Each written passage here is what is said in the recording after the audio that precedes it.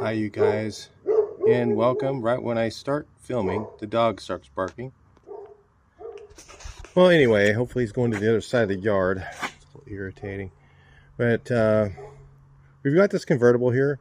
What we're going to do with this is we're going to run through it and do a fairly quick paint job on it.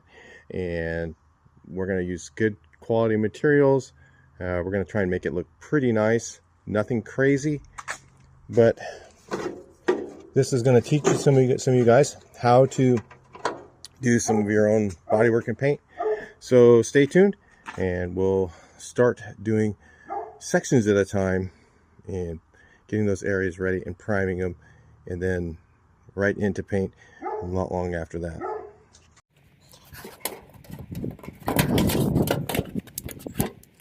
All right, based on the condition of what's here, since it's got primer on it, we're just going to kind of use what we've got here to find the dents.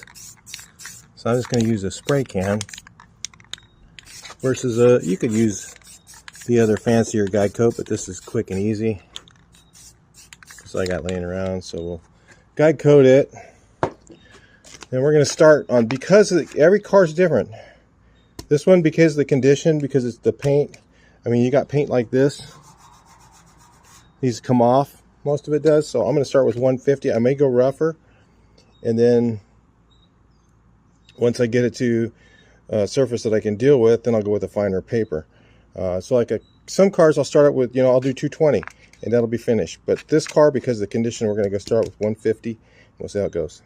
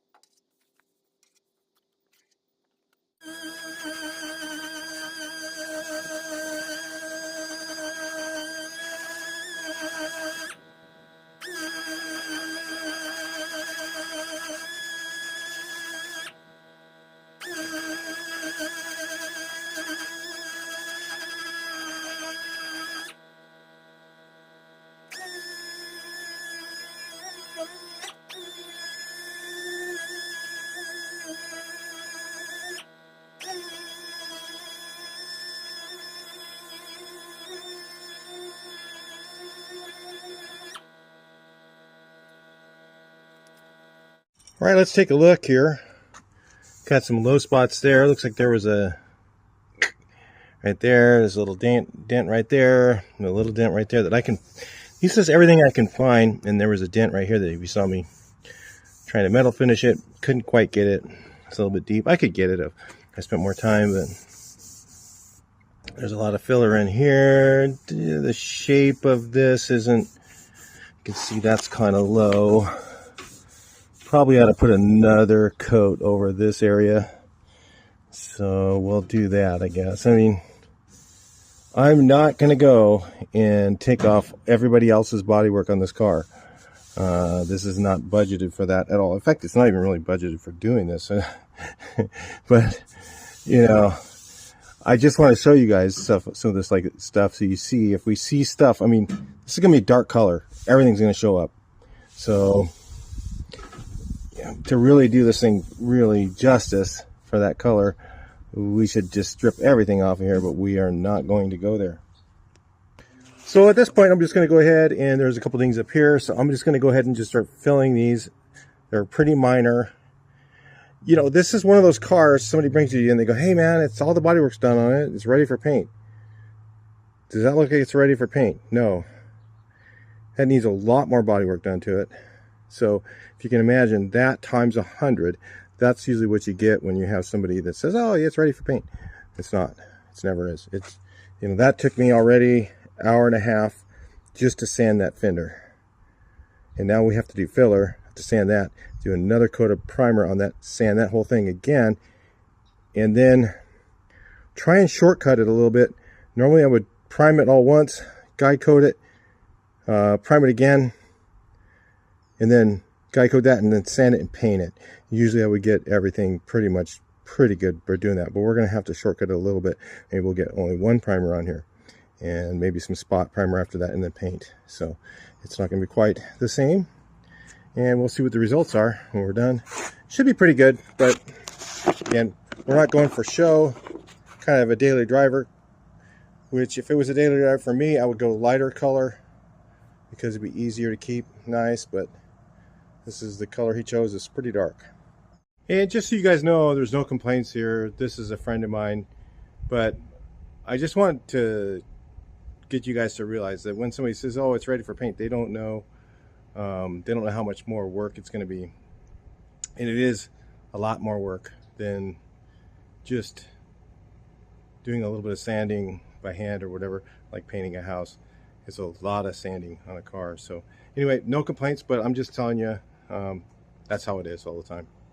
All right, if you guys want to sand a lot faster and more accurate, one of these things is the only way to go.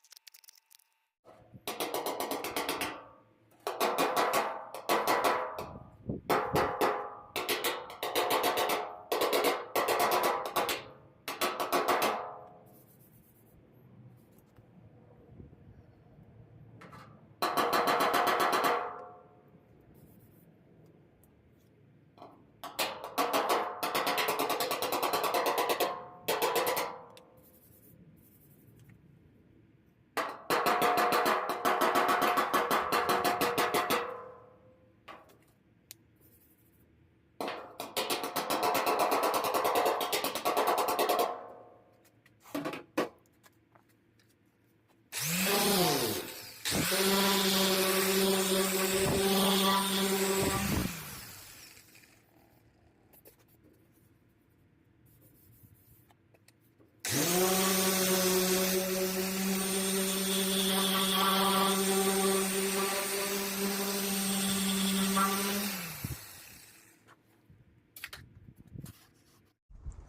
here we go. Well, look at that. You got rust holes here, here. We got a crack here. And that's not that bad, really. Of course, a crack right there. And then this problem. See my hand? Yeah. What should we do? I don't know. I mean, I guess I'll just cut this out and just make a little piece and put it in here. I don't know. It's an original fender. They're kind of pricey to buy one of the early fenders like this, so I guess I'll just have to try and save it. Fix this crack here. I'll put a support piece in here. And then, I don't know. And then we got to fill this in and move it back here. Because this is a 60... What is it? 65, 66, or 60, 63, an earlier fender, that one is, and this is a 65, but that's the right fender. So, got some issues. Right, so I cut this out right here. I cut that out. This little piece here. See how they have the line there to line it up for the holes in the right place? And I ended up lapping a piece in here because it was just pitted way up further, so I had to do more to it. Here it's not there nearly as bad, but kept the shape, I think. I don't know, I could have got warped a little bit, but won't be that bad. Drill the holes back in it. Just too hard to film this, guys. And then this right here, I put a piece in here to strengthen this up because it's just going to crack again if I don't. So those are weak points in the fender. Once it's already been cracked once, it's just going to keep cracking. I like I just welded it up. I used to do that, and they would crack again. Then I would go, wait a minute. And now I just do it. Put a reinforcement piece in. Like it or not, at least it'll last. Right, no fancy footwork here. Spent a little piece to go on here. That's about the middle. Stay in place. Do what you're supposed to do. Stay there. Punch that out. Alright, here's what we end up here with here. I just put that piece in there, welded it in, tack welded all the way around. That's good enough. That'll at least keep the bucket from coming loose. And I'll just get all this rust treated all in here, everything. And then I'll just go ahead and caulk this up here and paint it a little bit and caulk it so that no water gets in there. And it should be fine. We got the top of the fender fixed, so we can move it back. Alright guys, so it's fairly early in the morning and it's very quiet here, so rather than use the air hose to blow stuff off, I'm using this thing. That's one of the reasons I got these. They're a lot quieter than just getting the air hose out, you know, making all this noise in the morning. You want to piss people off, that's a great way to do it. So this is what I'm doing here. I'm using 220. I went ahead and sanded this with a block. I'll show you which one. I just went ahead and did it by hand with this block right here. They have these at O'Reilly Auto Parts. Well, most of them, I don't know. And they work really good for fenders because they're soft. They're kind of hard, but they're soft. So you go around, sand it all by hand. We're using this Euro Finish primer. That's 2.1 VOCs, 50 state legal. Sands really, really nice. Very quick to sand, no clog ups in the sandpaper. For hand sanding, it's really good. Has a decent build to it, so that's what we're using. So I sanded it, checked it out, found one little dent right here that I missed. So I'll just put a little bit of, I'll use a polyester on that, and I'll sand that, and I'll just spray can that. And then this, I'm going to call this ready. All I'm going to do is use a DTM. I can use that as that product as a DTM sealer, and then just go right over, paint it right after. So to save time from sanding it all twice, that's what I'm doing. A little more hand work, doing this by hand on the fenders. The body, probably not, but the fenders I'm going to do by hand more, just because it's a little easier, and this stuff sands really good. So you can get that product at refinishedepot.com. They have a lot of amazingly good products, clear coats, all kinds of stuff. A lot of it's 50 state legal, some of it isn't, but they have some really good deals on there. If you're looking for cheap, good quality clear coats, stuff like that, they have it there. Really good stuff. Everything I've gotten from them has been really good. So anyway, all right, real quick, guys, when you sand with a DA of any sort, any dual action sander, you never sand like this. You never put it on edge. You never put it on the edge like that. I don't know if you can see. You always hold it flat on the metal like this. It has to be held flat. If you hold it like that, you've just warped. It made everything mess. It'll be a mess. So you got to hold it flat when you sand. So I watched a bunch of guys sanding, and they start putting it on the edge. I'm like, no, you can't do that. You just ruined everything you did. You got to prime it, start all over. So I'm going to sand this down. I'm using 400. The reason I'm using 400 is because I don't want to cut too fast. I could finish this with 220 and then prime it, or then go ahead and seal it and paint it. And I'm not going to have too much in sanding scratches. We're not going for like a perfect finish. If you're going for like perfect finish, people say 400 finish sand, or 600 if you're doing metallics. But I've even done metallics with 400 or 600 or 220, and I had issues. But the first coat, I'll add extra binder to the material, and it fills them in. Little trick.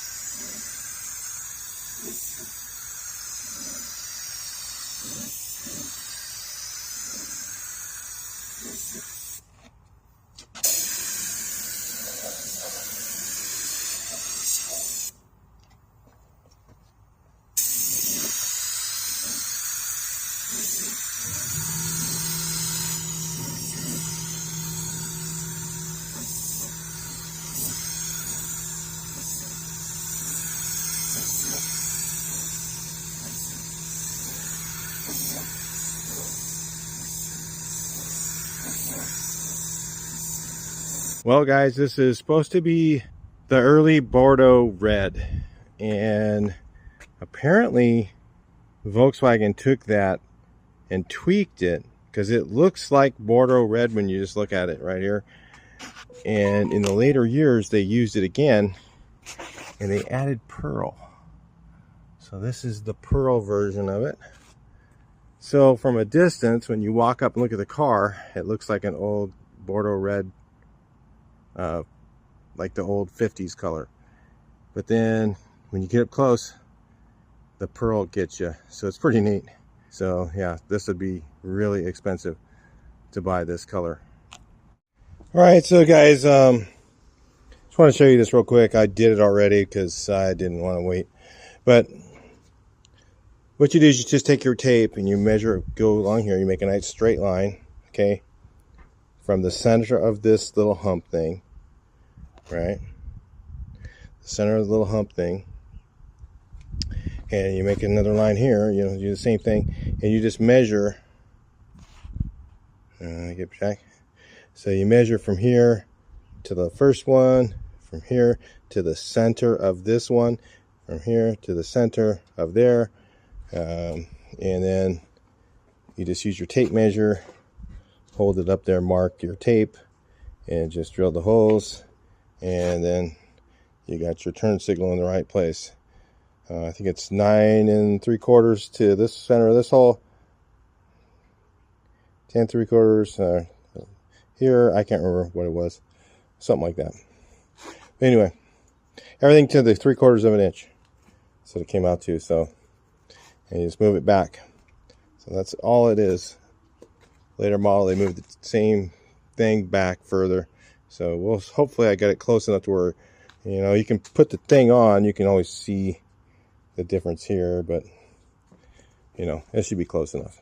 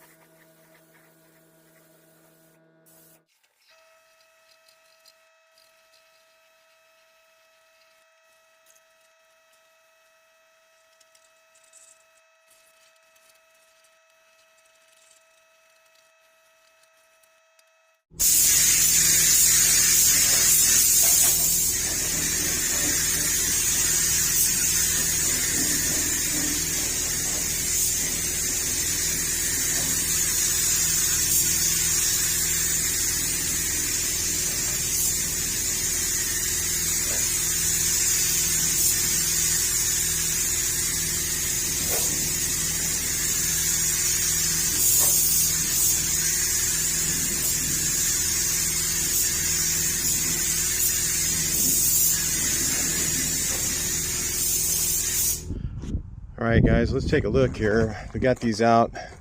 You can see the pearl in it right here. And it looks good. It's not like perfect, but it's got a couple little flaws in these. Probably could knock off some nibs and respray, or buff it just a little bit. But I don't know if I'm gonna even go through all that. We'll see at the end. So weren't planning on doing all that. This is supposed to be just a quick respray thing. So let's take a look. This color, the problem is these dark colors, they don't look good unless they're really, really nice. So this looks pretty good. I can't really tell if there's almost no waves in them, but there is something. So you might see something on this because it's so dark and a little bit of peel in it. I was trying to see if I could spray this stuff straight out of the can. He said it would reduce it 20%. I think he's probably right. Or 10%. So anyway, I don't know. Maybe the next one I'll go 5. I don't know if I want to go 10. I like to put a lot of reducer in the clear. I want to get a nice film on there. So I want to say it looks pretty good. When it's all assembled, you get all the stuff on there. The orange peel that's in it is so fine, you probably won't even really notice it. But yeah, sitting next to a custom car that's all color sanded and buffed, of course you will, but a factory paint job, this would be well more than enough. Nice. So I got to get these back inside here before the wind takes them out and knocks them over or something. So I got to get them in here because I need help to get them off of there. So I got to find how I'm going to do that.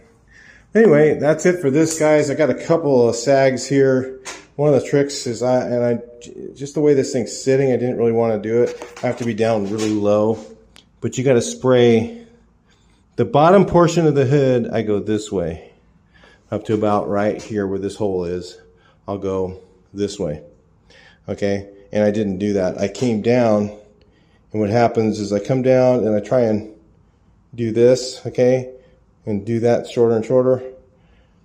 But what happens is I end up following this line too much, because you got to really focus on your overlap when you're coming down. You got to come down, overlap here, go off or whatever, come back, go up, and then go this way, and then go this way, right? And then every stroke is going to be shorter. Well, you end up missing where you came in, and you end up putting too many layers on right here, and it almost always runs right there. So it's easier, you guys that have never sprayed a VW, to spray the front of the car. When I spray the front of the car, I'll spray it this way when it's all together. I spray up to about that hole, and then I'll spray the hood, and I'll come down, I'll go like this, and then I'll just shorter strokes to the middle. Okay, they're hard cars to paint, because the lines will make you want to overlap too much in the same place, and that's when you get runs. And almost every time you'll see guys with runs right here in the hood, and that's because, again, just because where it's sitting, it's too low. If it was up higher, then I would be able to go this direction easier. And just being my age and everything else, I didn't want to do it. So, oh well, now I gotta sand out runs. So that's the way it is. Talk to you guys on the next video, and we'll see what happens next.